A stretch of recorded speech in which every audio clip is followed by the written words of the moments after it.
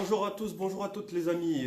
Manchester United, Watford, 32e de finale de la Coupe de la Ligue après la déception de la demi-finale de la Carabao Cup perdue face au rival Manchester City. Manchester United a enchaîné quelques jours plus tard dans la même semaine ce match qui les opposait face à l'équipe de Ismaïla Sarr, équipe de deuxième division de Championship. Alors voilà, Manchester United a fait 9 changements au compteur parce qu'il faut faire tourner, c'est l'hiver. Il y a beaucoup de matchs qui s'enchaînent. On a le match en retard à Burnley de la première journée pour espérer peut-être être leader de la première ligue. Donc voilà, beaucoup de changements. C'était une évidence. Hein. Voilà, c'est des matchs où il faut mettre les remplaçants en évidence pour voir qu'est-ce qu'ils sont capables d'apporter. Donc ça a été mi figue mi raisin. D'autres ont su apporter leur pierre à l'édifice, montrer qu'ils existaient encore un peu, même si on mettait pas une pièce sur eux. Mais voilà, ça permet aussi de faire souffler les titulaires, c'est très important. Mais on a quand même réussi à gagner, c'est l'essentiel, c'est important parce que c'est un trophée potentiel en fin de saison. Donc voilà, on a marqué à la 5e minute sur un corner de Alex Telles que j'ai trouvé quand même pas mal en jambes sur son côté gauche. Et tête de McTominay, hein, parce qu'avec tous les changements qu'il y a eu, c'est l'un des plus anciens joueurs de l'effectif. Donc il a pris ses responsabilités et en plus il est accrédité d'un bon match. Il s'est proposé, il a été assez performant au milieu de terrain, il s'est pas caché, il a pris ses responsabilités et il a donné le ton avec ce but dès l'entame, hein, dès la 5e minute de jeu pour mettre un coup de massue à Watford. Donc on pensait que Manchester allait dérouler, Manchester United allait aggraver le score, amplifier le score, mais ce ne fut pas le cas. Donc 20 premières bonnes minutes, 25 premières bonnes minutes et Manchester a commencé à sombrer petit à petit, reculer et Watford a monté son bloc et s'est fait dominer. Alors, est-ce que c'est pas dû aux nombreux changements qu'il y a eu dans l'effectif dans les Gunnar Solskjaer? Les 9 changements, peut-être. Est-ce que c'est un manque de rythme des remplaçants? Peut-être. Est-ce qu'ils avaient la capacité à presser et mettre des actions offensives vers l'avant? À voir, on sait pas. Parce que c'est compliqué, voilà. J'ai pas compris ce système, ce mode de jeu là pour des joueurs qui sont remplaçants, qui ont beaucoup plus à montrer. Je trouve que voilà, c'est dans les demi-temps, c'est pas totalement abouti. Donc j'ai pas compris. Voilà. Donc McTominay a été bon, Alex Telles aussi. Donc vous voyez que quand on lui laisse sa chance et qu'on arrête de lui mettre Luke Shaw dans les pattes. Sur le côté gauche, on a un vrai apport offensif, quelqu'un qui va vers l'avant et puis il est très précis, il a une très belle patte gauche. Quand il centre, on sait où ça va pas dans les tribunes, c'est des centres précis, des centres forts, fuyants, vers le premier poteau, le deuxième poteau, et un Cavani dans ces matchs-là aurait été redoutablement efficace et utile pour nous, mais bon, avec sa suspension, donc ça reste compliqué. Donc voilà, ensuite Brandon Williams sur son côté, pour moi il n'a pas marqué de points parce que il n'était pas rassurant dans ses prises de balles, ses contrôles, je l'ai senti frileux, un peu faible. Est-ce que c'est le retour à la compétition, le fait qu'il n'a pas joué qui fait ça? Je ne sais pas. Mais en tout cas, il n'a pas inquiété Aaron Wan-Bissaka sur son côté droit qui manque de vraies doublures pour le faire souffler en cas de pépin physique ou en cas de match enchaîné. Donc voilà, après la charnière centrale, c'était Bailly, Toisembe, ça va. Il a été quand même assez bon aussi. Bailly, il a été bien. Et moi, je l'avais dit, il aurait dû enchaîner contre Manchester City. Ça a été une erreur et une faute professionnelle de ne pas le mettre au détriment de Lindelof qui s'est blessé. Ah, monsieur Ole Gunnar Solskjaer, encore un mauvais choix de ta part. Tu mets un joueur qui revient de blessure et celui qui a fait un bon match, tu lui redonnes pas sa chance. Pour moi, c'est pas une vraie concurrence de faire ça. Voilà, ça casse la dynamique. Ça casse l'équité de la concurrence dans une équipe. Donc voilà, Bailly a joué, Bailly joue 45 minutes, Bailly est bon, Bailly est physique, hein, parce que tout son jeu est basé quand même sur ça aussi. Hein. Il est physique, très puissant dans ses interventions, voilà. Il fait peur, donc il n'est pas là pour rigoler. Et après, malheureusement, sur une sortie de Dean Anderson qui va dégager un ballon, quand Dean Anderson s'est propulsé, il y a son genou vers l'avant qui tape le cou ici, là. La nuque, le cou un petit peu et fait sortir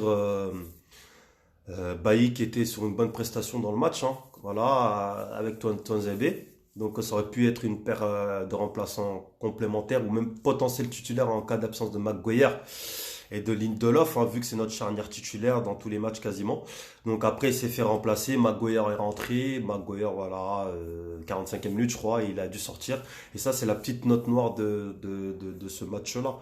Donc voilà, 22 Beck, il a été bon, j'étais content. Enfin un match plein, enfin un match de titulaire, enfin un match où il a fait on l'a mis à son poste, hein. Il a fait ses passes, il n'a pas fait trop de frioritures, il n'a pas fait ticher avec le ballon, il a joué juste, il a joué vers l'avant, il s'est proposé, il s'est pas caché. Et à un moment donné, il y a cette petite délice, cette petite talonnade, cette remise sur Juan Mata qui doit lever le ballon pour allumer le gardien qui était déjà couché. Mais on voit qu'il essaie de le placer côté opposé en dessous des jambes. Et le ballon rentre pas, c'était une action de grande classe initiée sur l'avant-dernière passe par Van de Beek et qui n'a pas su se concrétiser en but. Et c'est malheureusement dommage. Après, on s'est fait aspirer, on s'est fait dominer, on a reculé comme je vous ai dit. On a subi et Watford s'est montré plus dangereux. On n'était pas à l'abri de se faire égaliser, sincèrement. Il y a un moment donné où Ismaël Assar il fait une espèce de chandelle, un centre très élevé en l'air. Et on pense que la balle elle sort, il y a une remise, une déviation. Heureusement que les défenseurs sont là pour dégager.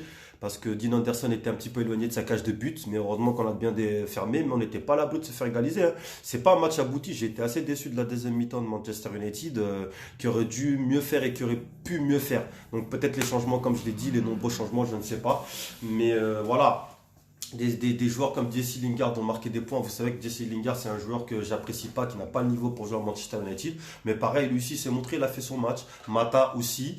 Voilà, ils ont montré qu'on pouvait compter sur eux. Mais le problème, quand tu as un coach qui compte pas assez sur ces remplaçants-là, et bah après, ça peut faire une cassure morale pour le joueur pour la suite des matchs et de la compétition. On a beaucoup de matchs à jouer. Donc, faut pas s'amuser à user les mêmes joueurs dans des matchs comme ça difficiles. C'est vrai que c'est un match important parce qu'il y a un trophée en fin de saison, c'est Watford. Mais faut les garder sous la menace des titulaires. Faut leur montrer que si jamais les titulaires sont pas là, ils doivent se sentir confiants et savoir qu'ils pourront être présents et avoir une place de titulaire en cas de pépin. Donc voilà. Et voilà, donc Greenwood n'a pas marqué de points, je l'ai pas trouvé bon, je l'ai pas trouvé, moi il a été décevant, voilà, il a été décevant pour moi, il marque pas de points, c'est celui qui perdait pas avec Brandon Williams, hein, clairement dans ce 11 de départ. Donc voilà, on aurait pu se mettre à l'abri et on s'est mis en danger, on s'est fait aspirer après. Et c'est ça qui m'a pas plu, ça a manqué de sérieux jusqu'à la fin du match. Faut faire plus, faut faire plus. Donc voilà, donc les remplaçants sont rentrés, voilà, il a enlevé Jesse Lingard, même si pour moi il aurait pu finir le match parce qu'il était bon. Il a mis Rashford et Marcel qui n'ont pas apporté, qui n'ont pas réellement existé dans le match, hein. J'ai été déçu hein, de leur rapport offensif. Donc c'est en deçà d'un match de 32e de finale, hein, même de leur niveau, hein. Ils peuvent faire plus, hein. Bon, ça arrive, ils ont raté. Après, c'est des joueurs qui enchaînent beaucoup de matchs. Moi, je les aurais même pas mis. J'aurais mis d'autres joueurs à la place, un Igalo, voilà, je sais pas. Igalo, il le met même pas, tu vois. Donc c'est ça qui me déçoit un petit peu. Donc peut-être qu'il sait qu'il va partir, il veut pas le faire jouer, je sais pas. Mais bon, c'est pas cool, c'est pas très sympa, tu vois. Parce que quand tu vois que Greenwood n'est pas bon, tu peux mettre Igalo, ça coûte rien. C'est contre Watford, on mène 1-0 et on peut apporter plus. Donc voilà. Donc ça va, pour une fois, les changements n'ont pas trop tardé. Il y en a un qui l'a dû forcer parce que bah, il était blessé. Mais l'essentiel est là, la qualif est là, on s'est imposé, c'était pas facile, c'était pas évident, c'est resté, on a eu une mi-temps, après la 25e minute, on a eu un match très très très difficile jusqu'à la fin, comme je vous ai dit, on aurait pu se faire égaliser, mais on a tenu le bon bout, et on repart avec la victoire et les 3 points, enfin les 3 points et la qualification, puisque c'était un match de coupe. Donc voilà ce que je pouvais dire sur cette rencontre. Voilà, Dean Anderson, il a fait des bonnes sorties, même s'il y en a une qui était pas très très très bien, mais il n'y a pas eu de but, ça va.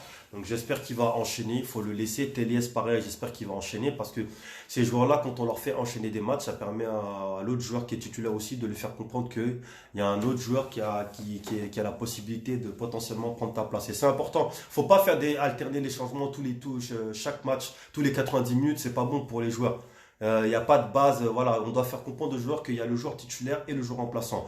Quand les deux joueurs sont pas bons, faire comprendre que il y aura de la concurrence qui va jouer, mais pas s'amuser à changer tout le temps comme ça. Moi, j'aime pas trop ça. Donc voilà, les joueurs, ça va, se sont gérés. On a gagné et on verra le prochain tour lundi. Il y a le tirage au sort. On verra contre qui on va jouer. Et j'espère que ça se passera bien. Donc voilà les amis, commentez, likez, commentez. Voilà. Qu'est-ce que vous avez pensé de ma vidéo? Qu'est-ce que vous avez aimé? Qu'est-ce que vous n'avez pas aimé? Est-ce qu'elle était pertinente? Donc je veux tout savoir, je veux tout entendre. J'accepte tous les commentaires sauf les injures. Allez, merci à tous les amis. Et Glory Manchester United, à bientôt, tchuss.